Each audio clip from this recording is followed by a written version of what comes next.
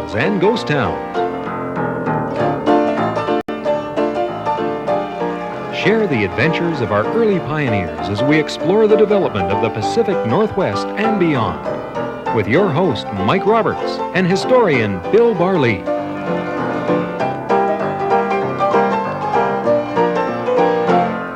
Welcome to Gold Trails and Ghost Towns. Mike Roberts and Bill Barlee. I always find myself rubbing my hands together, as the show begins, because the word gold has a fascination for me, and we're going to one of the world's great gold finds today.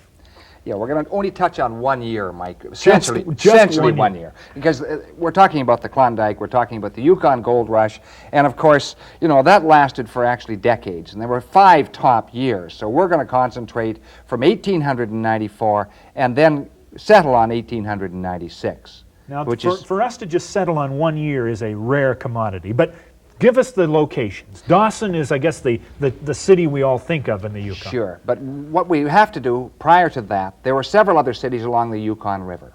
There was Eagle City on the American side, there was 40 Mile, and there's a little place called Ogilvie. And really, we start our story at a little trading post called Ogilvie in 1894. Now, what's special about Ogilvie? Who was Ogilvie? Well, Ogilvie was named after William Ogilvie, who was a Dominion land surveyor, and he was sent into the Yukon by the Canadian government in the early 1890s to survey all the creeks, survey the entire area, because I think there was some feeling in Ottawa that we might lose this area to the Americans who had bought Alaska from the Russians in 1867. So we decided to survey the boundary line, survey the mountains, survey the creeks, survey everything, and Ogilvie was an admirable pick. This guy was, not only was he efficient, not only was he industrious, he was dead honest as well.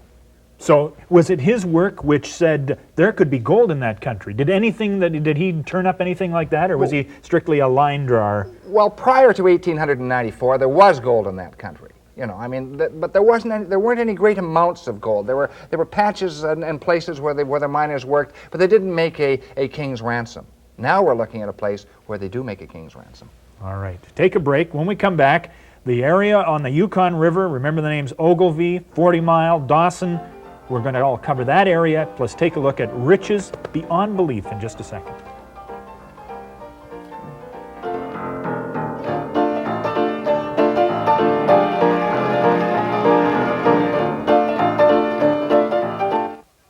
Welcome back to Gold Trails and Ghost Towns. Mike Roberts and Bill Barlee with the Yukon. 1894, Ogilvie's doing his survey thing. Right. And how does this in any way stimulate what's going to happen in the next 24 months? Well, what happens is this. They name a little trading post after Ogilvie, a guy called Joseph Ladeau. And Ladeau has been in the Yukon. He wants to get enough money so he can go back and marry his childhood sweetheart. He hasn't made it yet, but he's the original promoter. And every time a prospector puts in at that little trading post called Ogilvie, which is situated on the banks of the Yukon River, above 40 Mile, he makes sure they stay. And so down the river come 3 prospectors. One of them is a guy, Canadian, Nova Scotian, called Robert Henderson. Been all over the West. Tramp prospector, Mike. He's gone all over in every gold rush. Robert Henderson has been there. He has never made it. So they see this little trading post. They put in their canoe at the trading post, and all 3 of them get out. They're greeted by Ladeau, and Ladeau says, "You've arrived at the right spot. This is gold country." 2 of them don't believe him at all, but Henderson, he has a feeling that maybe he's right, and Henderson isn't about to quit. He's a very dogged, single-minded sort of individual. So he says, "Sure, you stake me, I'll go and look for the mother lode." So this is 1894. The other 2 vanish in the pages. We don't even know who they were. Don't even know who they were. So Henderson, though, sticks with the help of Nadeau and his grub stake. Sure. Ladeau gives him a grub stake. Each year he goes out, and he tramps all through that country, on the Indian River, north, south, east, and west. He doesn't hit it. But finally in 1896, on the other side, kind of the northeastern side of a dome, which eventually became known as King Solomon's Dome, this barren hill up there, he hits a little creek, and he had a dream that he was going to make it there. And so he called the creek Gold Bottom. And he gets 10 cents a pound, which is pretty good colors. And at that time, with gold, about $14, $15 an ounce. And he decides to stake it. That's his discovery claim. And he does stake it, and he does some work on it, and he gets a little better ground. And eventually he gets to about 35 cents a pan. Now this is good ground. Mm-hmm. It's fairly coarse gold, but it isn't spectacular gold. And then fate intervenes. What happens is there are 3 Indians now drifting down the river. A guy called George Washington Carmax, who is better known as Lying George. Lying George. Yeah. He had a tendency to exaggerate, to embellish the truth. With them are 2 very interesting Indians. So Lying George is a white man. He's married to an Indian woman. And, but his brother-in-law is with him. His brother-in-law is called Skookum Jim. Skookum Jim. And Skookum Jim was one of the finest looking Indians ever to come out of the Yukon district. Strong as a horse, intelligent, had everything going for him, and was kind of a semi-prospector. He liked to prospect. And then the other individual was a guy called Tagish Charlie, who was later known as Dawson Charlie. And he's also a relative of Carmack's. All 3 of them are related through marriage. And so they run into Henderson. And of course, they've run into Henderson before, and so Carmack says, well, what do you got, Bob? And Bob says, well, he says, I got a pretty good find. But Bob has a character flaw. He doesn't like Indians. And so he tells Carmack about this find, which he's made up in a creek he calls Gold Bottom. And he said, I think there's gold all through that area. And so he shows Carmack some of the small pieces of gold, and Carmack is vaguely interested, but Skookum Jim is very interested.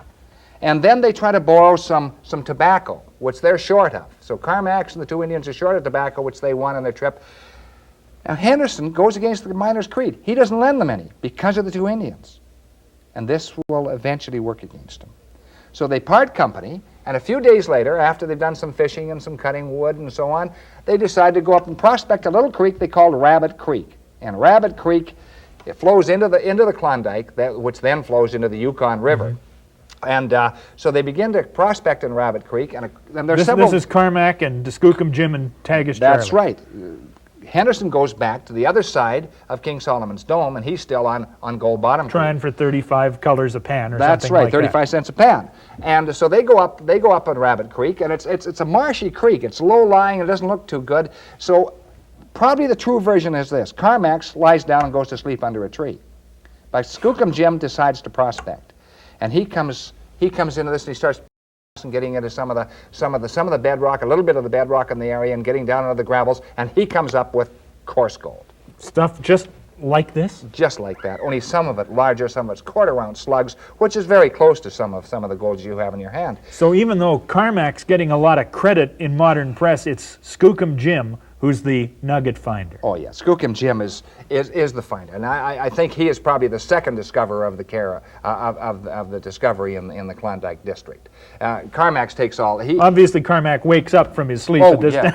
Sure, he wakes up, but they can't believe their good luck. They dance a jig around the fire, and then Carmack, being the white man, he stakes it right there, and that's the discovery claim, which is just above the junction of another little creek coming in there, and that other little creek eventually becomes known as Eldorado, becomes world famous. And Rabbit Creek soon becomes not Rabbit Creek, which is too common. That's a very commonplace name. It becomes Bonanza. Bonanza Creek. Sure. Eldorado, Bonanza, and meanwhile, old Henderson, who wouldn't lend a fellow miner a plug of tobacco, That's right, is toiling away north in much poorer ground. That's right, much poorer ground. And what happens then is again a break in that miners unwritten miners law. Really, what should have happened? Carmack should have gone over and made sure he knew where Henderson was. He should have gone over and told Henderson, but instead he goes down towards the mouth of the creek, and everybody he sees, and they know him as Lying George, so the only way he can prove it, he puts all his gold in a shotgun shell. That's the only container he has. He didn't expect to find gold up there. And when he comes and tells them the story, they say, sure, Lying George, and then he pours it out on the counter, wherever he is at, or in a pan if they happen to have a pan, and they look at it, they're gone. 3 French Canadians, they go up and stake ground. 3 Nova Scotians, they go up and stake ground. And pretty soon the whole country knows about it. Henderson doesn't find out until days and days and days later. By then, Rabbit Creek, or Bonanza Creek, has been staked. Yeah. And so has Eldorado. And that is the beginning of the magnificent gold rush into the Yukon district, the Klondike area. And that's 1896. That's when the shotgun shell filled with gold is displayed to the 3 French Canadians, and stuff begins to click. And there's so much good ground on that creek that there's all sorts of debate and some real problems on the creek. So who do they call in? They call in Ogilvy, the Dominion Land Surveyor, and they say, Ogilvy, you've got to survey the whole creek. So he begins to survey the creek, and he starts surveying both Bonanza and Eldorado. And he does this meticulously. Here's the original civil servant, who's a marvelous, marvelous bureaucrat.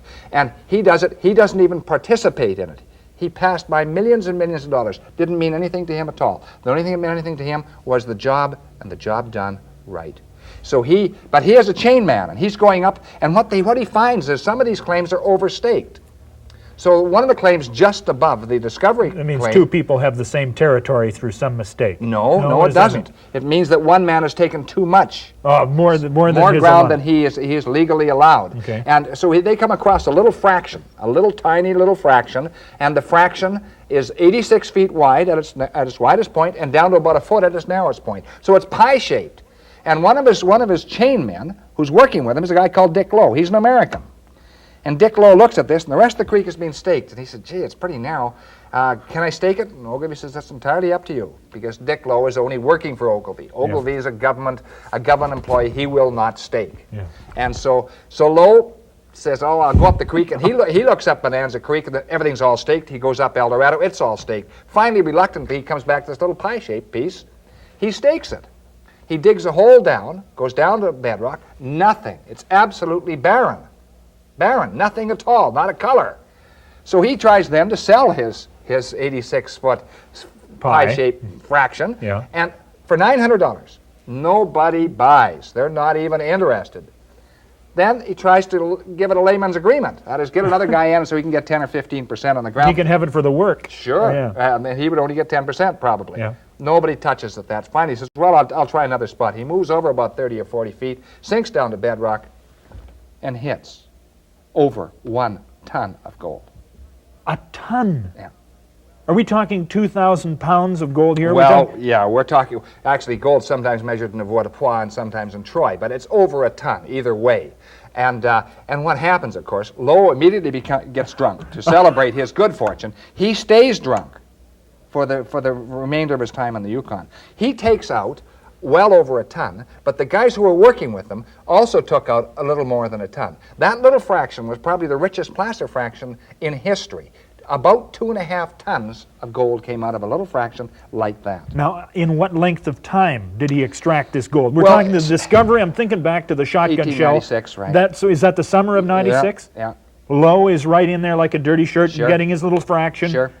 How quickly does he come up with this gold? Oh, he comes up with, well, the thing is, in the first 8 hours, Mike, in the first 8 hours, he takes out $43,000 worth of gold. That's about 3,000 ounces. That's 250 pounds troy. In the first 8 hours? In the first 8 hours. Now, that's 8 times 480 minutes. He's taking out several ounces a minute, just digging in there.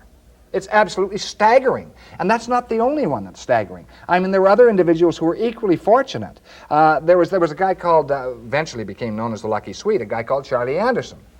He's sitting down there in 40 Mile. He missed the rush. He missed the rush. He is not there to stake on Bonanza or Eldorado. Yeah. And he's sitting there and he's drinking pretty heavily because he's annoyed that he's missed the rush. In the door comes 2 guys he knows, a guy called Winfield Oler, O-L-E-R. And Winfield Oler spots Anderson. Anderson is pretty well along in his cups. And Oler decides that he had staked a place called 29 Eldorado. And he has checked it. He's gone down, nothing there. So he's gonna palm this off on the unsuspecting Swede. So he sits down, Oler and his partner, and they have more drinks and more drinks.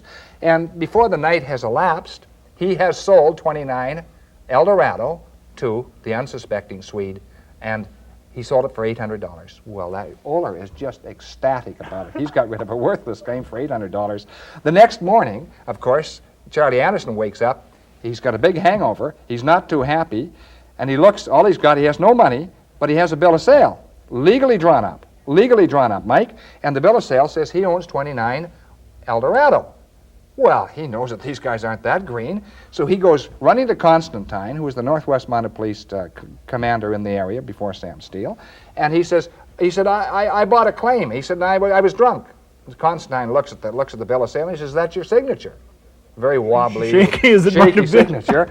And so Anderson looks at it and says, yeah, I guess it is.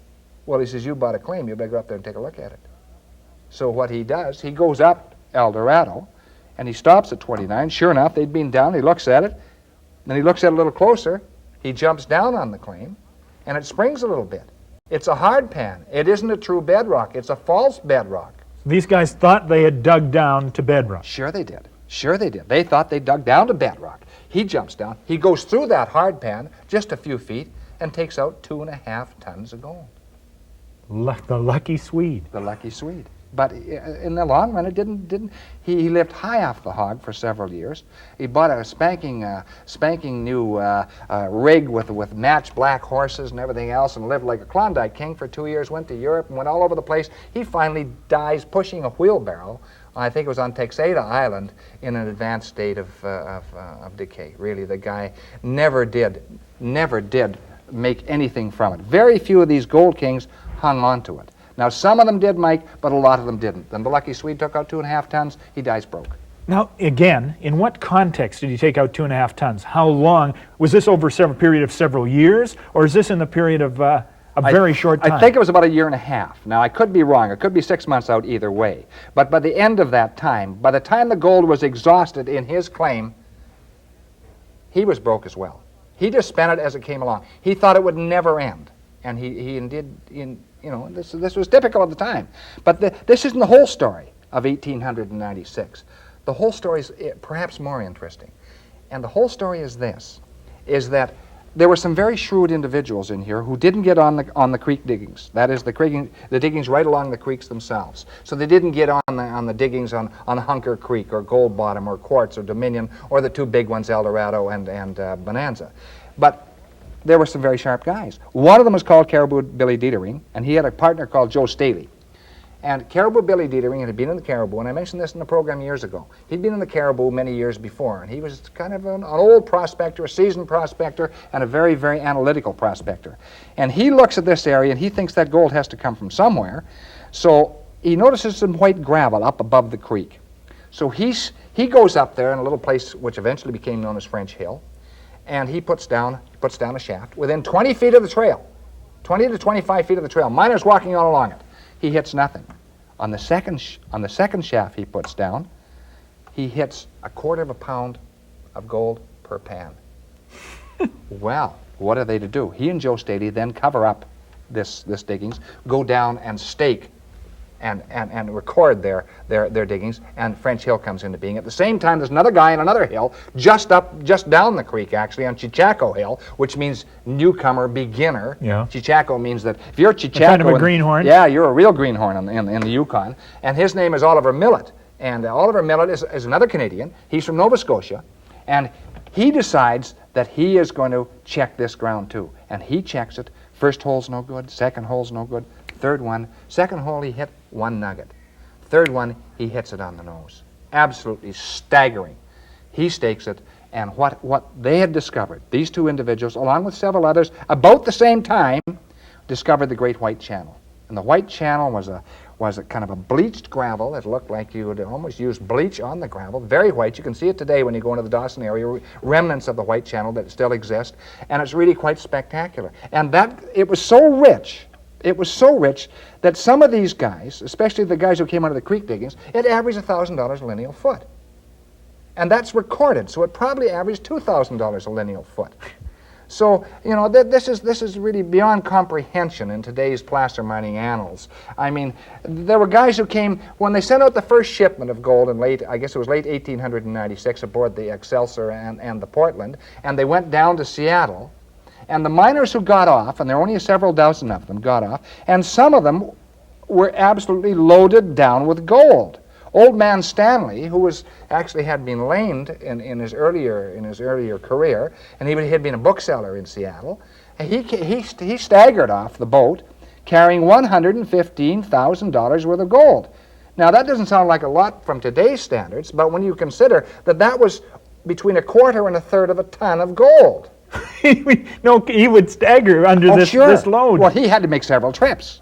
And Frank Piscator was the same thing, practically $100,000.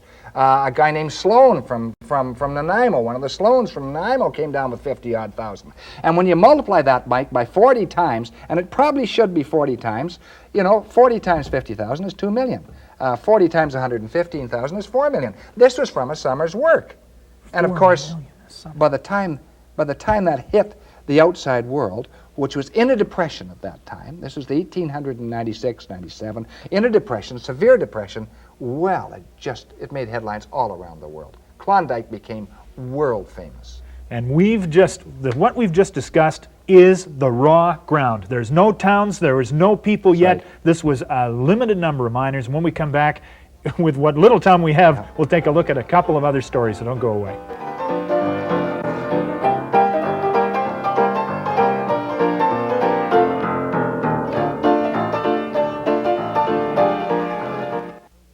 Welcome back to Gold Trails and Ghost Towns. Mike Roberts with Bill Barlee. We're talking about the Klondike Gold Rush, just 1 year, 1896, and in this little leather cup here is a treasure which, of course, came into your hands just recently. That's right, Mike. I purchased it from a man who got it from the niece of a dance hall girl who had been in Dawson City in the 1890s. The dance hall girl, we think, danced in the Floridora Saloon, ended up her days dealing cards in that same place, and passed this on to her niece, who then left it to the man I purchased it from, and it weighs about 1/4 pound, and I paid him double the gold value in it. There's a nugget every 1/4 inch here. I mean, a loving gift. Sure. Was this at all uncommon? Or is this a rare little trinket? No, not really, because gold was very commonplace in the Yukon in the 1890s. I mean, it was not uncommon for the audience to watch a player on the stage, and they would throw nuggets on the stage or $20 gold pieces. Not uncommon at all. Some of the miners had outside their cabin doors, especially on Bonanza and Hunker and on Eldorado, they had a lard pail full of nuggets. They had a sign there, "Help yourself," and they meant it. This is outrageous. I mean, the gold was it was as common as coal in Nanaimo, for heaven's sakes. Sure. It was really quite astonishing era, Mike. Now, also, I mean, what brought all the people? If you had 200 people or 400 people already on the site, everything staked, all the mines being used, why would anybody else come? Well, because some of the miners made their initial stake, and they immediately sold out. And they didn't clean up all their ground. So that those several hundred claims on Eldorado and Bonanza were turned over, some of them, a number of different times. And each one of those owners, in many cases, made a fortune by themselves. Now, 96 would seem to me that everybody who was anybody was there and grabbed it, but how long did this bonanza last? About 5 years, Mike. The top years were 5 years, right till about 1901. But even then, ever since that time, gold has continued to flow out of that area of the Yukon, precisely because the White Channel is a massive channel. Yes, that's so remarkable. I'd love to see that White Channel as it applies right now. And to know that, how long is this, 6 feet? 6 feet, 2 inches long. Well, excuse me, but I am going to just rope it around my neck just once. The whole place, it's been the Klondike Gold Rush, 1896, Tagish Charlie and Skookum Jim, and we'll be back next time with another story. Bye.